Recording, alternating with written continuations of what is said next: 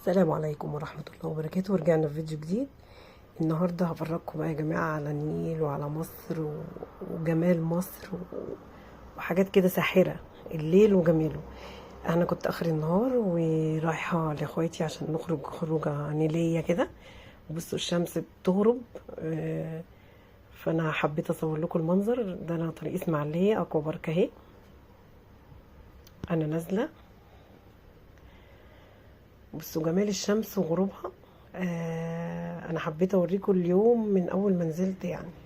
ركبت العربية ولقيت المنظر الجميل ده، فقلت اصور لكم المناظر الجميلة دي.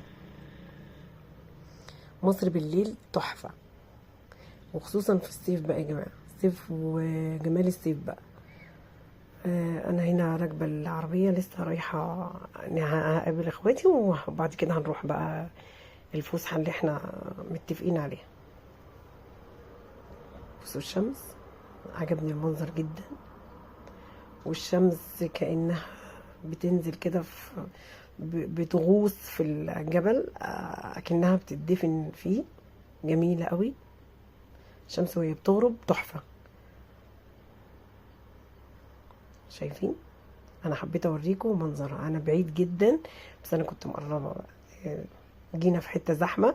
انا مش عايزة كنت اشغل الصوت، انا كنت نفسي اشغل لكم الصوت، صوت الشارع وكده، بس دوشة. والمكان اللي احنا كنا فيه في اغاني، واخاف طبعا هيعملوا لي حقوق طبعا ونشر على الفيديو. زي ما انتوا عارفين ممنوع اي صوت او اي اغنية او اي حاجة مش محتوية، فمش هينفع ابين لكم الصوت. انتوا اتفرجوا بقى واسرحوا بقى بجمال النيل بقى. ادينا وصلنا. انا طبعا خدت حتة كبيرة ما صورتش طبعا، اختصرت لكم بقى لما وصلت. المكان ده اسمه الممشى، ممشى مصر، على النيل. ساحر بصراحة، تحفة مكان، جميل، وبديع كده. ده ابن اختي. بصوا المركب الجميلة اللي في النيل دي، انا شوية وهركبها. تحفة بصراحة. الجو هناك ساحر، والمكان بصوا. انا هسيبكم تسرحوا مع الاجواء بقى. في كافيهات وفي مطاعم، حتى في مطاعم مش مصرية، وفي مطعم كويتي وفي مطعم أردني للناس اللي بتيجي مصر طبعا ومش عارفة تاكل الأكل المصري واخدة على أكل بلدها. ففي هنا شيفات وفي هنا مطاعم من كل الدول يا جماعة. متقلقوش يعني، هتيجوا مصر أم الدنيا. المنظر بصوا تحفة. آه، انا كنت عايزه اصور لكم كل اللي انا شفته، بس اخاف الناس اللي انا اصور الناس تيجي في الكاميرا، فمش عايزه حد يتضايق ويكون مش حابب يطلع يعني في الفيديو ولا حاجه. لا، احمد ابن اختي. بصوا جمال المنظر ده. ممشى جوه النيل، وفي مكان بالعرض كده يبقى النيل على الناحيتين. ده مطعم كويتي مكتوب عليه مطعم الكويت للأكلات الكويتية. جميل جدا. اهو انا حبيت اوريكم اليافطة. بصوا، كويت مأكولات الكويتية. والناس اللي جوه في مصريين بس اغلبيتهم كويتة، بيعرفوا اكلهم وبيحبوا اكلهم. وفي كذا كافيه وكذا مطعم، بس انا مصورتش كل المطاعم طبعا. في مطعم قابلني برضو اردني، كافيه يعني.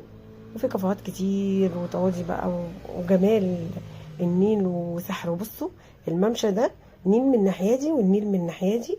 بصراحه المكان سحر.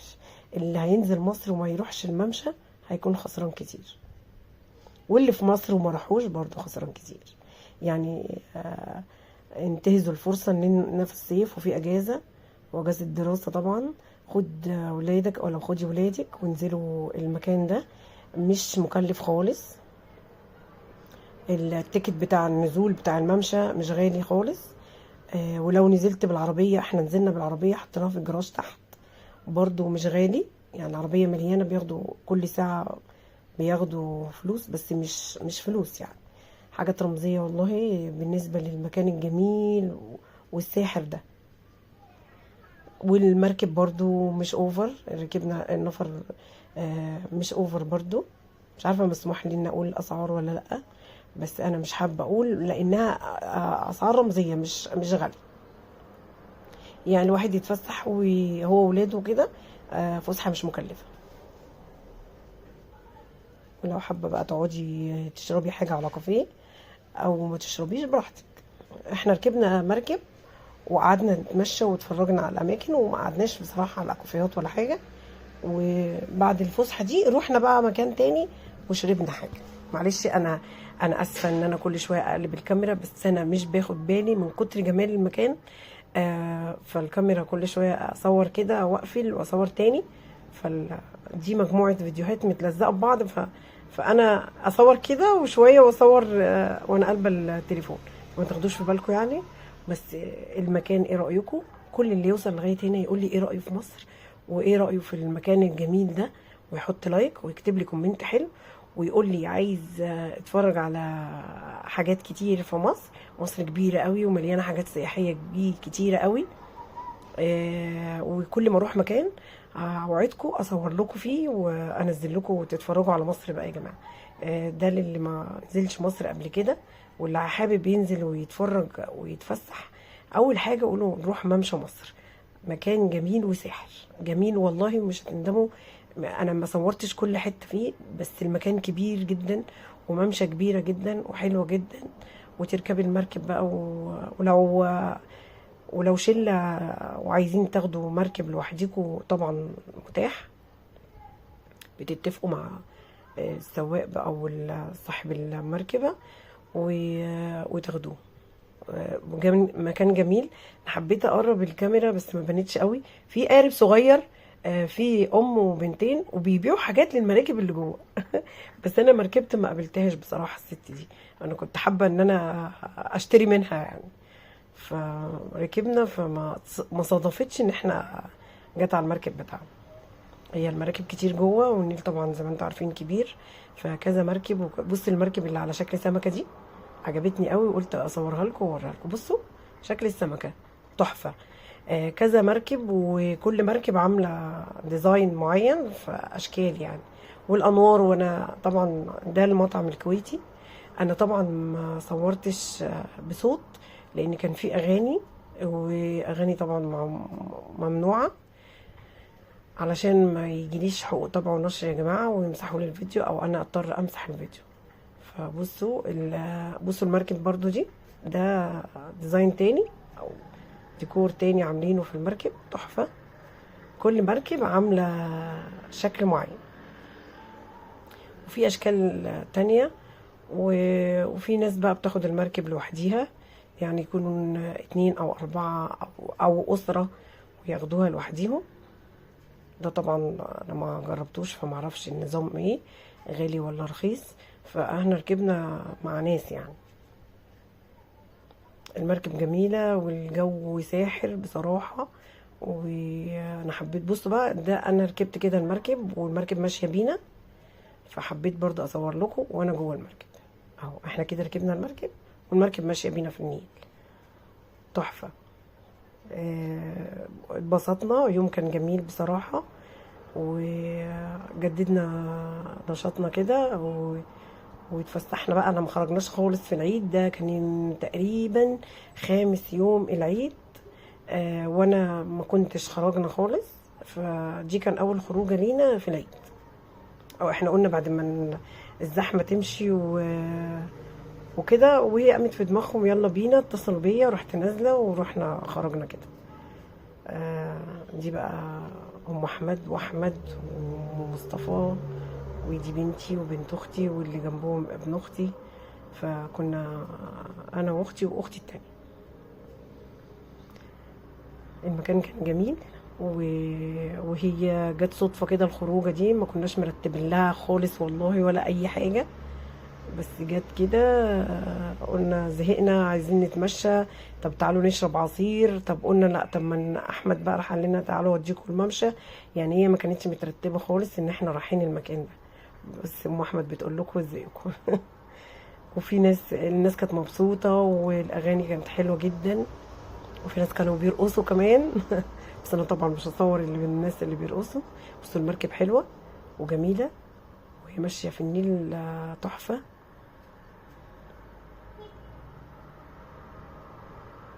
وجميله، انبسطنا بصراحه، اتبسطنا بصراحه.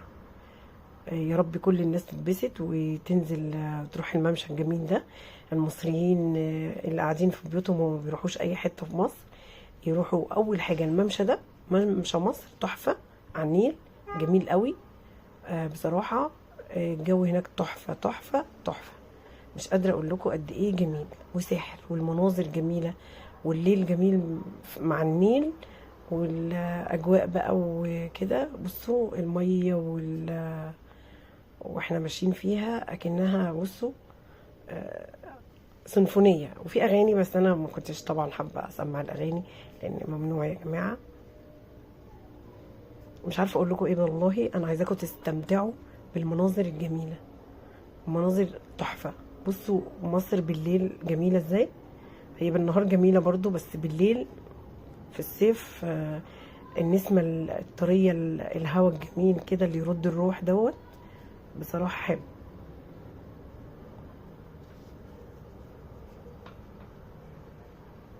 مش عارفه اقول ايه بصراحه انا عايزه استمتع زيكم وعماله اتفرج على جمال النيل وجمال مصر والممشى. بصوا كل ده احنا ماشيين في النيل وكل ده الممشى، يعني اللي انتوا شايفينه ده كله الممشى. بصوا المراكب جنبنا رايحه وجايه، هي بياخدنا لفه كبيره كده ويرجع بينا، بس هي كبيره يعني بتاع حوالي نص ساعه كده ولا حاجه، او متهيالي اكتر.